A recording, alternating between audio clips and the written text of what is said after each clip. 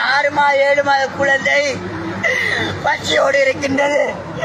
சுமார் 7 மாதம் கூடு என்னோட குழந்தைக்கு உணவும் இல்லை, என்னோட குழந்தைக்கு பாலும் இல்லை. 7 மாத குழந்தை இன்று பசியோடு தவிக்கின்றது. என்னுடைய மனைவிக்கு உணவு இல்லை, என்னுடைய சம்பளத்தை மூட இடைநிறுத்தப்பட்டிருக்கின்றது, அடிமையின் உரிமை மீறப்பட்டிருக்கின்றது. நான் இந்த பொட்டியில் பிரதேச சபையிலே சுமார் 12 வருட காலங்களாக அடிப்படை நாளாந்த அடிப்படை ஊழியன் அசுவார கூலியாக கடமை செய்கின்றேன். 6ஆம் மாதம், 7ஆம் மாதம், 8ஆம் மாதம், 9ஆம் மாதம் 3 மாதங்களும் தொடர்ச்சியாக நான் சேவை செய்து கொண்டிருந்த போது அரசியல் மூலமாக என்னுடைய சம்பளங்களையும் என்னுடைய அடிப்படை உரிமையும் என்னுடைய தொழிலையும் அதிகாரம் இல்லாமல் அதிகாரமற்ற நிலையில் நிராகரிக்கப்பட்டிருக்கின்றது.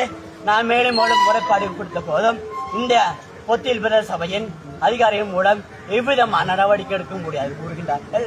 நான் இருந்த போதிலும் எங்களுடைய கிழக்கு மாகாண ஆளுநரிடம் நான் அவருடன் சந்தித்து அவருடன் பேசி கடிதம் வழங்கப்பட்டிருக்கின்றது. அதுக்கு நடவடிக்கை இதுவரைக்கும் எடுக்கப்படவில்லை. நாம் வந்தால் புறவு வாங்கல் உங்கள் அனுமதி வர வேண்டும், அப்பொழுது வர வேண்டும். களவெடுப்பதற்கு அனுமதி இல்லை, களவெடுப்பதற்கு அனுமதி இல்லை, அவனின் வாழ்வாரம் கொடுப்பதற்கு அனுமதியா? கிழக்கு மாகாண ஆளுநர் எனக்கு அனுப்பிய கடிதத்தின் பிரகாரம் எவ்விதமான நடவடிக்கையும் எடுக்கப்படவில்லை. நான் நோய்வாட்டுப்பட்டு வைத்தியசாலை அனுமதிக்கப்பட்டு நான் மீண்டும் என்னுடைய வேலை இணையும் போதோ இங்கே முன்னாள் செயலாளராக இருந்த என்னுடைய பணியை நீக்கம் செய்து அவரும் இந்த சபையை வெளியேறியிருக்கின்றார்.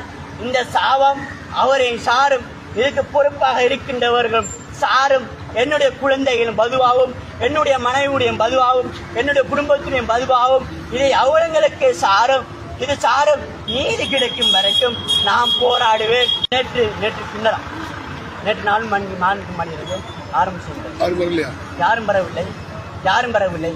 ஏனென்றால் எனக்கு யாரும் இல்லை தானே. தனிமையில் போராடுகின்றேன். என்னுடைய போராட்டத்துக்கு கை கொடுப்பதற்கு யாரும் இல்லை.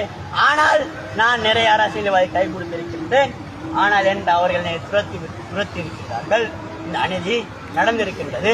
என்னுடைய 3 மாத சம்பளங்களும் என்னுடைய அடிப்படை தொழிலும் என்னத்தை கையளிக்க வேண்டும், நிரந்தரமாக்க வேண்டும்.